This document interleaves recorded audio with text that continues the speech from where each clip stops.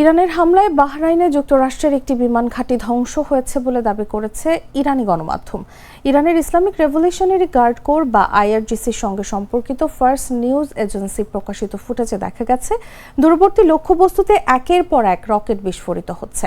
সংস্থাটি দাবি করেছে আইআরজিসির ড্রোন ও ক্ষেপণাস্ত্র হামলায় বাহরাইনের শেখ ইসা অঞ্চলে অবস্থিত মার্কিন ঘাঁটিতে একটি কমান্ড ও স্টাফ বিল্ডিং ধ্বংস হয়েছে এবং জ্বালানির ট্যাঙ্কে বিস্ফোরণ ঘটেছে।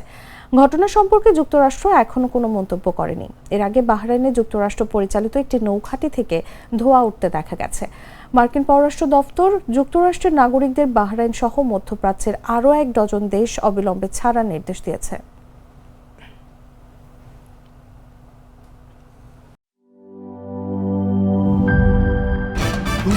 ভয় পাস না, এটা কসমিক ডোজ। শব্দের আরেক নাম কসমিক ডোর। এর ওয়াল থিকনেস ও রিপ থিকনেস বেশি থাকায় এটাকে 50 বছরেরও বেশি। কসমিক ডোর, নিশ্চিন্তে 50 বছর।